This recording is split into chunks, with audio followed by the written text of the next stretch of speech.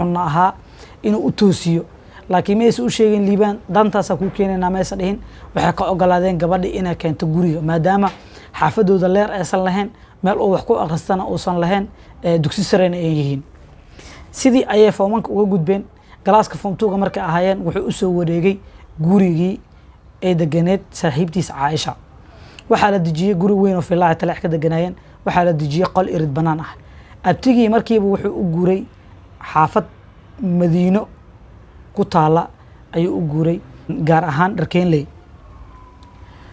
abtigii markuu u guuray waxaa ku dheeraatay inuu Madiino qaybaha dambe salka dambe uu ka imaado iskuulkiina oo uu aado saa darteed ayuu gurigan ugu soo wareegsaday markii gabadha guriga ay keentay cidi faa'iido fara badan u qabtay wiilkii balwada lahaa balwado ka jaray diintana wuxuu ka fahansiiyay maadaama nin xaafid quraan oo diinta wax ka yaqaan oo haliibaan dadaalna badan kii damiinka ahaa in saaxiibo ay noqdeen nin waxbarashadiisa ku toosan cidana wax ka maqla hoggaansan ayuu noqday nin fiican ah faa'iidadaas ay cid ku heleen markuu ahaa form 2 maalmaha kamid ah asagii Caaisha wada socda oo ah maalmaha goobnimada magaalada way xirneed wayna lugeynayeen ayaa Caaisha xabad garabka uga dhacday garabka markay xabad uga dhacday Caaisha da ahaan way ka weyneed waxaan ahayd gabar laf leh oo hilib leh asagana nin oo wuxuu ahaa aad u jabyar ma uusan qaadi karin kaligiis sadarteed intuu dadku u raadinay dhiig fara badan ayaa gabadhi ka baxay mar dambe wuxuu helay dad caawiye iyo askartii magaalka rondeynaysa qaar kamid ah la qaaday gabadhi waxaana la geeyay isbitaal xooga oo markaa dawladdu ay gacanta ku haysay isbitaalka markii la geeyay waxaa ku dhiig noqday gabadhi aabaheed iyo wiilkii saaxiibkeed ahaa oo liibaan odaygii waxaa lahay wiilkan dhiigiisa nadiif yahay balwadoo lahaa odaga lagama shubi karaa la dhiig wiilkana laga shubaa sidii ayuu dhiigga gabadha ugu shubay markii soo naxday aabaheed ay aragtay waxay weydiisay liibaan kii faqiirka ahaa banaanku jooga oo dhiigga ku shubay isaga dhiigga ku shubay isku dhiiga noqoteen aniga waa idin soo laabanaa galabta idin soo laabanaa ku dhahay then sidii ay form 2 ku dhameysteen sanadku u dambeeyay ee dugsiga sare markay ka baxayeen liibaan wuxuu rabay inuu abtigii caawiyo oo iskuulka waardiyaha ka ahaa iskuulkii oo waardiyaha ka ahaa oo ka shaqeynaya xaafadiisa aad u kala fogaadeen odagii abtigii ahaa baabuur raaci iyo ciida tasarrufkeedii wixii baa ku adkaaday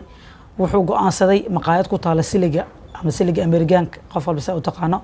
inuu ka shaqo bilaabay wuxuuna ku shaqeynayay maalintii 60,000 oo shilin Soomaaliya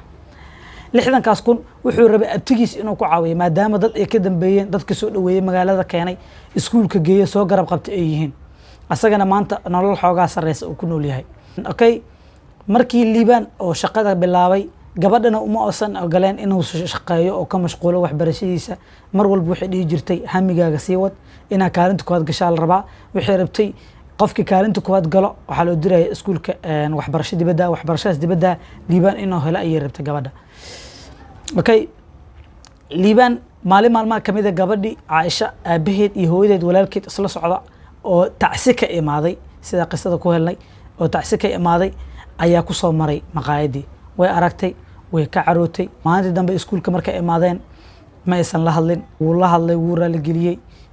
way la hadli weysay guriga uga daba imaaday maxaa dhacay oo dhahay waa anigu waxaa rabaa saas jirto abtigii inaa caawiya rabaa saas darteeda maqaayadda uga shaqeynaya dhib kale ma jiro ku dhahay waxay dhahdaa abtiga inaa caawiso ma xuma laakiin abtiga caawinta maanta u qabanaysid ama 60 kun oo maanta aad fiirsanaysid mustaqbalkaaga bari burburinay qof jaamacad toos kaaga dhiibaya ma lahan qofku garab taaga ma lahan dadaa ka dambeeyo dadkaaga inaad si nadiif ah u caawisid oo qof shaqeysto oo lugiisa ku taagan aan noqotid waxa ka xigtay dhacday inaa kaalinta koowaad aad gashid iskuulkana oo ku siiyay jaamacad dibadda oo free ah si taas aa u heshid waa ina iska dhaaftaa midaan marka gabadhi marka waxay ku xujeysay laba mid in nolosheeda aa ka baxdo oo aa fiirsato maqaayadaas maanta ka shaqeynaysid iyo nolosha hadda aa isleedahay abtiga ku caawi iyo ani horumarkaaga jecelahay horumarkaaga inaad fiirsatid kaalinta koowaadna iskuulka ka gashid wiilka arinta ku adkaatay wuxuu ogolaaday inuu maqaayada iska dhaafo uu dadaalo kaalinta koowaadna uu raadsado nasiib daro maalinta imtixaanka natiijada la soo dhajinayay wuxuu galay liibaan kaalinta labaad gabadhi Caaishana waxay gashay kaalinta saddexaad way u imaatay waxay ku tiri maxaa dhacay maxaa kaalinta labaad u gashay wuxuu ku yidhi adi maxaa kaalinta saddexaad ku geliyey marka dib loo baaray wiilka kaalinta koowaad gala wuxuu ahaa nin saaqid ah oo aan wax baran laakiin garab wuxuu ka haystay maamulka iskuulka hoyga iskuulkaas maamulkiisa ayaa kaalinta koowaad geliyey saas darteed ayaa waxay tiri garab ayaan ku waayey marka wuxuu dhahay adigoo lacag leh maadaama aad garab weysay oo kaalinta koowaad aad geli weysay anigoo faqiira intaa joogaa oo lacag aan haysan oo ciddii taba taagan aysan jirin intaan joogaa oo see kaalinta koowaad ku galaa sidii ayay jaamacadii uga burbureen asaga wuxuu helay jaamacad minxa ah ayada waxba ma yeeselin labada kaalin oo horeysa wax lagu bixinayay jaamacadda la foola u soo baxday oo ah waxbarasho ama macalinimo inuu ka barto way ku adkaatay isagoo isku diyaarinaya sababtoo ah wixii aa weyso wixii aa rabta haddaa weyso saa ka badi weysaa la yeelaa ee Soomaali ku mahmaaday isagoo isku diyaarinaya inuu jaamacadiisa dhigto ayay gabadhii u timid waxayna ku tiri aabihii wuxuu i wadaa dhulkaas carabta wuxuu rabaa halkaas inaan jaamacad ka barto waa kaasa anigana meelaad adiga u soconin ma u socdo wuxuu ku yiri meeqa ku baxayso ninkan dantiisa ku jirto inuu jaamacad dibadda ka dhigto mustaqbalkiisa hagaajiyo meeqa ku baxayso dhahay waxay dhahday lacag waxa ku baxayso 20,000 lacag kor u dhaafayso aa ku baxayso wuxuu dhahay 20,000 kun aniga iyo adigaba wixii aan rabnayna ku baran karnaa waxaan ku tagi karnaa dhahay Uganda waxa laga helaa asaga wuxuu rabay inuu barto engineering ayadana waxay rabtay BA inay barto ama maamul imaarayntaas iyo engineeringka labadaba lacagtaas ayadoo nagu filan ayaa la heli karaa dhahay 4 sano oo ku soo baran karnaa okay barnaamijkii maamadii u sheegtay odagu uu ka diiday wuxuu dhahay ninkan 4 saac iga dawooday inaanan wax u ahayn meel iga soo gelin lacagteedu kuma qasaari karmaan dhahay faraha iga qaado dhahay waxay dhahday marka yarkaas duusan wax baranaynin ama wax barasho aadan ka dhiibeenin anigana waxba ma baranayo meeshiida iska dhex fadhinaa odagana gabadha dan uu ka lahaa waxay ahayd qofka kaliya oo magaciisa wada wax barata sumcadiisa kor u qaada ma uusan rabin inay jaamacad la'aan noqoto inay jaamacad dhigato heerka asaga uu taagan yahay odaga ee taagnaato rabay qof aqoon leh oo magaalada laga ciseeyay inay noqoto ayuu doonayay kadib wuu ku adkeeyay ilaa ma jirto dhahay barnaamijkaas maamaday barnaamijka u sheegeen la tashtaan hooyadeed waxay dhahday waxaa jirta hooyo dhul oo aabaha isiiyay markuu oo guursanayay dhulkaas waa dhul qaaliyo magaalada ku yaala haddii even markuu meesha idin geeyo uu ku boodo oo waxba idin siinin ama uu idin diri waayo aniga idin diray labadiinaba ka shiina waxa waaye khayr geliya Allah kadib waxay isku diyaariyeen inay aadaan jaamacadii wiilkii wuxuu aaday jaamacadii ku taalay Uganda asaga la hor diray marka hore kadib gabadha laga daba diray iyagoo xiriirkooda uu sii fiicnaaday muddo fara badan isla joogeen gabadhana sida ay noo sheegtay ay jacayl u qaaday marka aysan u sheegan laakiin magaalada imaadeen durbo wuxuu shaqo ka helay shirkad designka iyo drawingka ka shaqeysa oo injineerada ay u shaqeeyaan oo Muqdisho ku taalay wuxuu ku shaqeynayay bishii liibaan 1500 lacag ah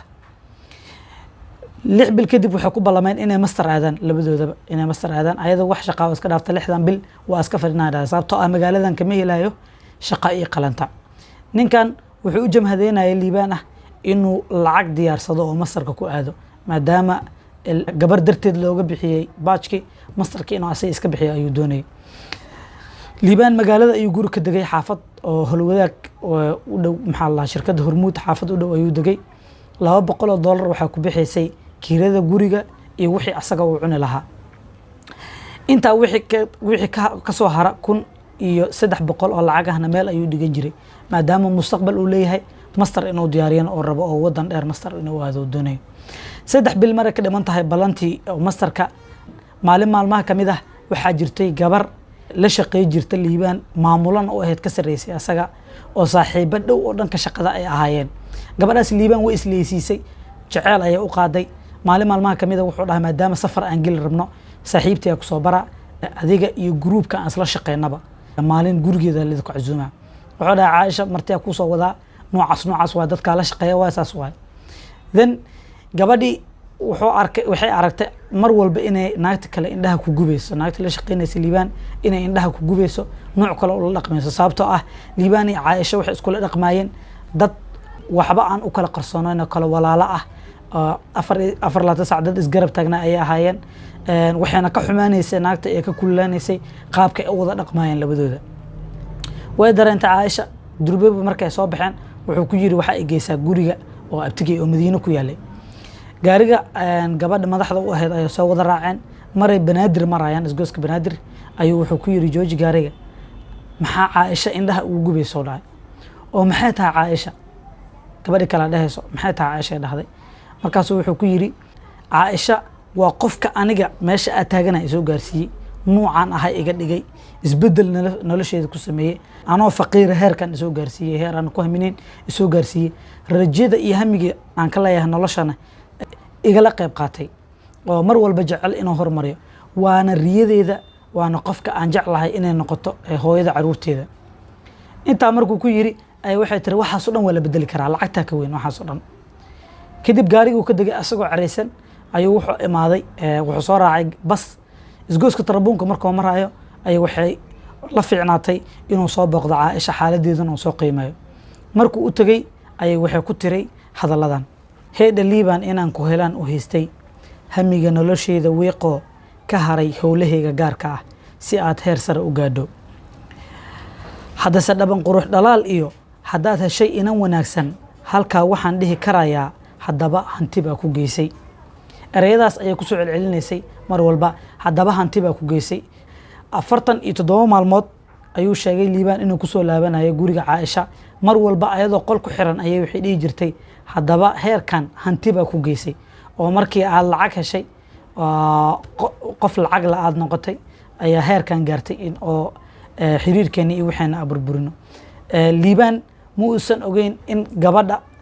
martida ah oo gabadha Caaisha u keenay inay hoos u wada faqeen oo wada hadleen gabadhi asaga la socotay waxay Caaisha ku tiray ninkan 3 bil meesha ka wada shaqeynaa xiriir jaceelana naga wada dhaxeeyo labadana waa isjecelnahay laakiin si xun ayay wax u kala fahmeen labadooda oo si qaldan oo qof walba wax u fahmay liibaan ma uusan u sheegin marka hore Caaisha waxay u tahay gabadhan ma uusan u sheegin hadduu dhihi lahaa gabar jaceelkayga ama noocaas ama mustaqbal ka leeyahay ama noocaas aan soo marnay ayaan ku wadaa maanta ma uusan dhihin gabadhina si qaldan ayay ayadana wax ugu fasirtay ma heshiiyeen Caaisha iyo liibaan xiriirkooda intuu ku dambeeyay dib ma iskugu soo noqdeen ma jirtay inay masterkii aadeen oo waxbarashada ay dhamaysteen heer gurmiye isla gaareen labadoodu intii ku dambeeyeen qof walba oo qiso noocan ay ku dhacday ama qiso in loo baahiyo u baahan waa u baahi doonaa haddii magaciisa in la qariyo oo galiyahana u qari doonaa haddii magaciisa in la baahiyo uu rabane waa u baahi doonaa hadduu Ilaahay yiraahdo waa maasantiin